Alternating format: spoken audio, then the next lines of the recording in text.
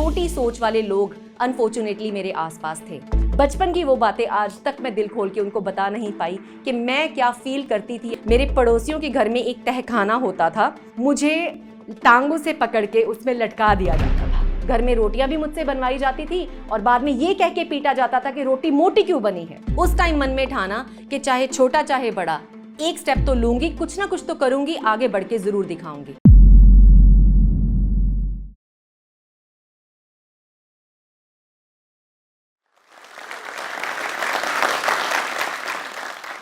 मेरा नाम है ममता सचदेवा। मैं मोगा पंजाब से हूँ। जो लोग मुझे जानते हैं, आपको पता है मैंने इंटरनेशनल एयरलाइन में 14 साल से ज़्यादा काम किया है एज अ कैबिन मैनेजर। आज मैं एक यूट्यूबर और एक इन्फ्लुएंसर हूँ। बहुत सारे लोग मेरे वीडियोस देखते हैं और बहुत ढेरों सारा प्यार देते हैं, लेकिन मेरी कुछ एक लाइफ की ऐसी सच्चाइयाँ हैं जो आज तक मैंने कभी किसी के साथ शेयर नहीं की हैं और आज मैं आपको अपनी इस जर्नी में अपने साथ लेके चलना चाहती हूँ। तो शुरुआत करते हैं। मैं पैदा हुई मोगा के छोटे से शहर में, जहां छोटी सोच वाले लोग अनफॉर्चुनेटली मेरे आसपास थे। मेरे परिवार में मेरे माँ बाप जब से मैंने आंखें खोली बहुत लड़ते झगड़ते थे।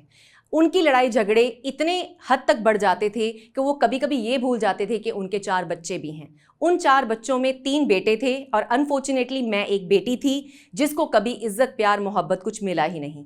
हमेशा लोगों को ये कह के इंट्रोड्यूस कराया जाता था कि ये हमारे लिए लकी नहीं है। जब से ये हमारे घर में पैदा हुई है, हमारे घर में बहुत ही ग्रह जो क्लेश है वो रहता है, बहुत परेशानियां रहती हैं, हमारे बिजनेस जो है वो बंद हो गए हैं। तो हर चीज़ का जो घर में खराब हो रहा है उसका जो श्रेय है वो ममता सचदेवा के नाम पे चढ़ा दिया जाता था।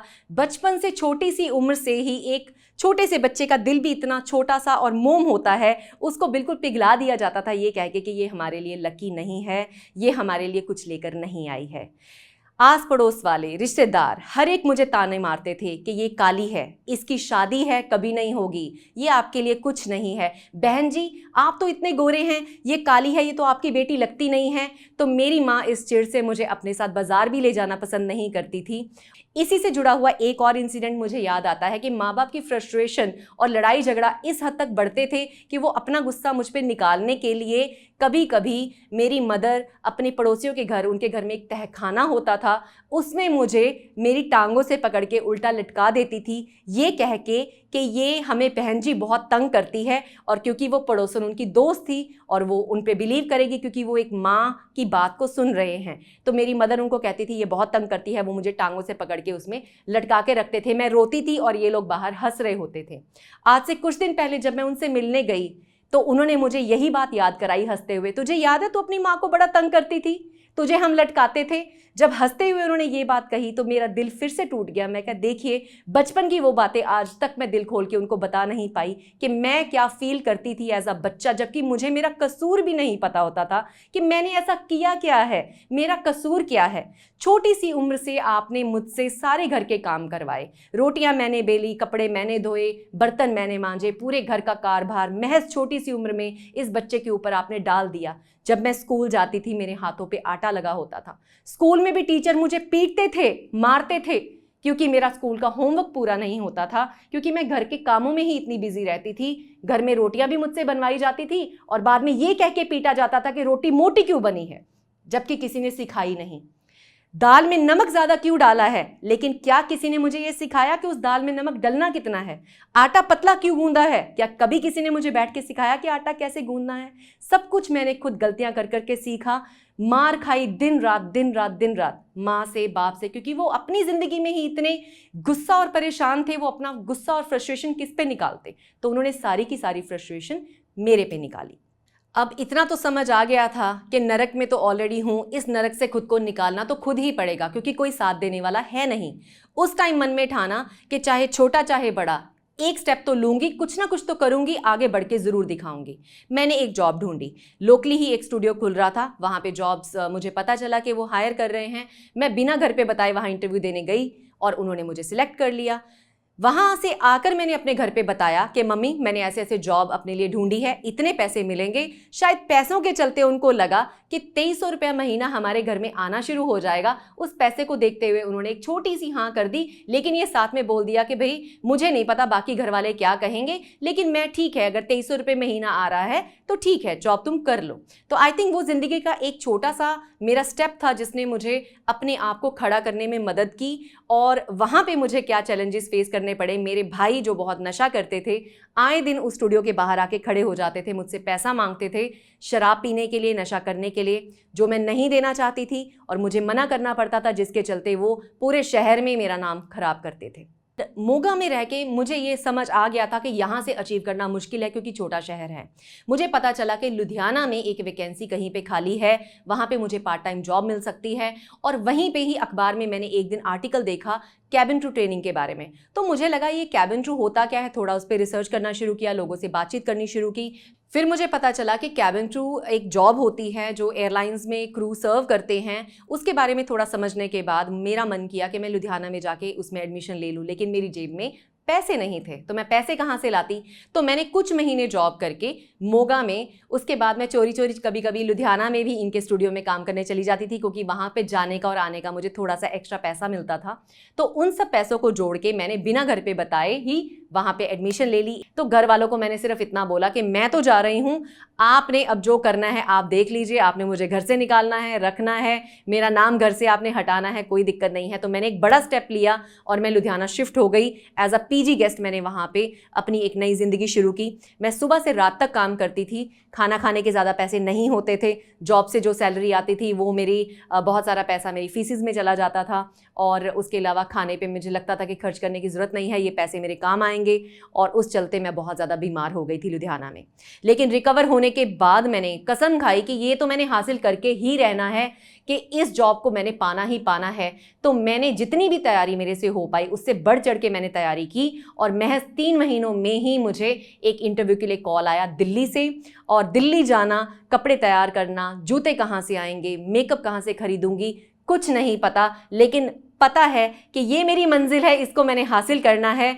अपने मन को पक्का किया, जैसे तैसे लोगों से कपड़े मांग के, जूते मांग के, कुछ खरीदा, कुछ लोगों से उधार मांगा, ले करके मैंने अपनी पूरी तैयारी खींची। ट्रेन पे मैं दिल्ली तक गई, वहाँ पे मैंने इंटरव्यू दी और 8 घंटे मेरा इंटरव्यू चला।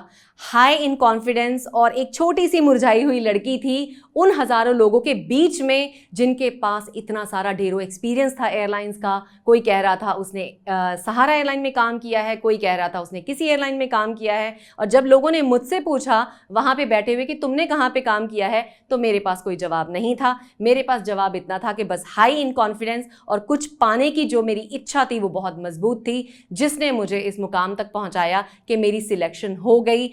और फाइनली 9 जनवरी को 2005 में मैं अबू धाबी में लैंड कर गई, और मुझे मेरी यूनिफॉर्म कुछ दिनों में मिल गई। 1.5 महीने की तपस्या और ट्रेनिंग के बाद मैंने वो हासिल कर लिया, जिसे हासिल करने के लिए मैंने इतनी मेहनत की। तो एयरलाइन में सिलेक्शन हो गई, विंग्स मिल गए, लेकिन हो क्या रहा था? पंजाबी हिंदी स्कूल में पढ़ाई की है सारी ज़िंदगी, अंग्रेज़ी तो कभी बोली नहीं थी, सारी की सारी ट्रेनिंग होती थी अंग्रेज़ी में।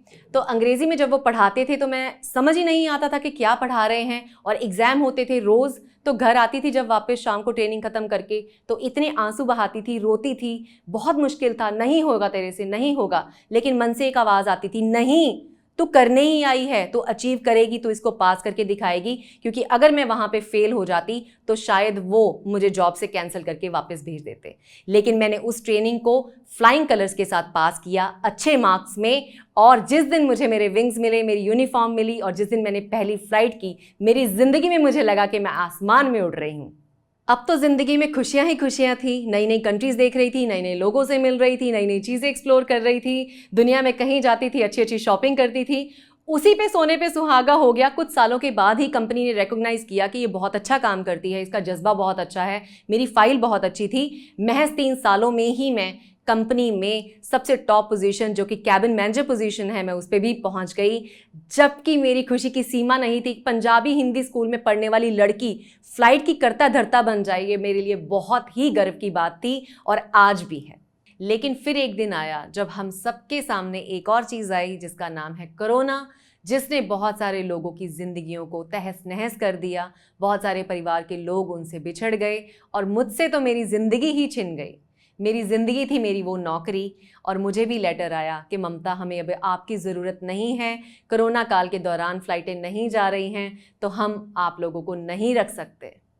उस टाइम ऐसा लगा कि जैसे शरीर से किसी ने मेरी रूह को अंदर से निकाल दिया। मुझे समझ नहीं आया कि मैं कहाँ जाऊँ, किससे बात करूँ। उस टाइम मैं इंडिया में स्टक थी 6 महीने के लिए, एयरपोर्ट बंद था, कहीं नहीं भाग सकती थी, किसी से बात नहीं कर सकती थी, लेकिन इसको भी फेस करना था। कहते हैं ना, सफलता मिलती है, खुशियाँ आती हैं, सब टेम्परेरी होती हैं। कभी ना कभी ज़िंदगी में फिर से आपको उस स्ट्रगल से गुज़रना पड़ता है, जिससे मैं उस टाइम पे मुझे लगा कि गुज़र रही हूँ। नौकरी अब फिर से चली गई, फिर से आ गई उसी जगह पे जहाँ से शुरुआत की थी। यस, इस टाइम पे थोड़े पैसे थे जेब में, एक रुतबा था, एक नाम था, लेकिन लगा कि जॉब तो चली गई है, लेकिन अभी यहाँ खड़े नहीं होना, अब तुम गिर गई हो, दोबारा से अपने आप को खड़ा करो। तो मुझे लगा क्यों ना मैं कुछ ऐसा करूं जिससे कि मैं अपने आप को दोबारा उसी रुतबे पे खड़ा हुआ पाऊं जहां से मैंने स्टेप डाउन किया है अभी कोरोना के चलते। तो मैं पहले यूट्यूबिंग करती थी, मैं यूट्यूबर थी, इन्फ्लुएंसर थी, उसको मैं शौक से करती थी। लोगों को जॉब्स भी मिली मेरे चैनल के थ्रू, लेकिन मैंने इस चीज़ को फिर थोड़ा सा और सीरियस लिया, इसमें और एफर्ट्स डाले। मुझे वीडियोग्राफी के बारे में ज़्यादा नॉलेज नहीं थी, कुछ कुछ मैंने थोड़ा थोड़ा सीखा, और मैंने 1 मिलियन का टारगेट जो है वो मेरी जॉब खोने के बाद हासिल किया। जो मेरी गिरने के बाद की सबसे बड़ी सफलता, अगर मैं कहूँ दोबारा से जो मैंने हासिल की, वो ये थी। और मैंने अपने आप को दोबारा से इस मुकाम पे खड़ा किया कि आज कितने सारे ब्रांड्स मुझे रोज़ ईमेल करते हैं कि Mamata ji, we want to work with you, क्या आप हमारे ब्रांड को प्रमोट करेंगी, क्या आप हमारे लिए ट्रेनिंग करेंगी। तो आज मैंने अगर एक चीज़ को खोया है तो दूसरी चीज़ को पाके भी दिखाया है। आज भी कहीं ना कहीं एयरलाइन वालों को टैग किया जाता है कि cabin crew is like a bedsheet, ये किसी के साथ भी सो जाती हैं, कैबिन क्रू प्रोफेशन अच्छा नहीं है, ये तरह तरह के होटलों में जाके रुकती हैं, तरह तरह के लोगों से मिलती हैं, हमारा नाम बहुत ख़राब किया जाता है। आज मैं खड़ी हूँ आपके सामने अपना सिर ऊपर करके कि ये ममता सचदेवा आज एक बेटी, एक बहू, एक माँ, एक किसी की पत्नी और एक सोशल पर्सन होने का अपना जो फ़र्ज़ है वो खुशी खुशी जो है वो निभा रही है। अपनी लाइफ के रचयिता हम खुद होते हैं, खुद हम अपनी लाइफ को डिज़ाइन करते हैं और आगे बढ़ते हैं। अगर हम खुद पे ही बिलीव नहीं करते तो कोई दूसरा हम पे बिलीव नहीं करता। आपने सुना होगा बहुत लोगों से कि ज़िंदगी में हर सफ़र आपको खुद ही तय करना होता है, तो आज से ही आपने अपना सफ़र जो है वो खुद तय करना है, खुद पे भरोसा रखना है। Thank you. It is said that when you educate a woman, you educate an entire generation. नारी सशक्तिकरण पर ये पंक्तियाँ हमारे दिल को जोश और हिम्मत से भर देती हैं। ऐसी ही हिम्मत भरी कहानी अभी हमने सुनी जोश टॉक्स पर, और हमें उससे काफ़ी प्रेरणा भी मिली। ऐसी ही कहानी है लक्ष्मी जी की, जिन्होंने CS करके बड़े शहर में वो आए जॉब का सपना लेके, पर उन्हें यहाँ जॉब नहीं मिल पाई। पर उन्होंने हिम्मत नहीं हारी, जोश के साथ उन्होंने कम्युनिकेशन स्किल्स पर काम किया और आज एक बड़ी कंपनी में वो काम कर रही हैं। आज की महिला दुनिया के साथ कदम से कदम मिला रही है। चाहे कितनी भी मुश्किलें आए, कितनी भी प्रॉब्लम्स आए, अब हमें उड़ने से कोई नहीं रोक सकता। हाँ, अगर कुछ रोक सकता है तो वो है सही स्किल का ना होना। लेकिन अब जोश के साथ हमें कोई डर नहीं। लक्ष्मी जी की ही तरह कई स्टूडेंट्स जैसे कि वैशाली जी, नीला, प्रणाली, आरती और उषा जी ने मिलके जोश स्किल्स के साथ विभिन्न स्किल्स जैसे कि spoken English, communication skills, personality development, finance, business building सीख कर आज अपनी अलग पहचान बनाई है। अब स्पोकन इंग्लिश की ही बात कर लेते हैं। यहाँ पे आप लाखों स्टूडेंट्स के साथ डेली बोलने की प्रैक्टिस कर सकते हैं to become fluent in English communication. एक सेफ, स्मूथ एक्सपीरियंस और जोश के विश्वास के साथ। Every powerful woman has one thing in their heart, and that is Josh. Now you can also become successful by keeping Josh in your heart and in your phone. आज ही अपने जैसे लाखों स्टूडेंट के साथ भारत के number 1 spoken English learning app जोश skills app के साथ अपनी इंग्लिश लर्निंग जर्नी शुरू करें। जोश टॉक्स अब स्पॉटिफाई एक्सक्लूसिव पॉडकास्ट है, जिसके साथ जोश टॉक्स की सभी कहानियाँ ऑडियो फॉर्मेट में अपलोड होंगी केवल स्पॉटिफाई पर। और हाँ, अगर आपको ये वीडियो अच्छी लगी तो आप जोश टॉक्स पॉडकास्ट को फॉलो कर सकते हैं और सुन सकते हैं ऐसी कई प्रेरणादायक कहानियाँ सिर्फ स्पॉटिफाई पर।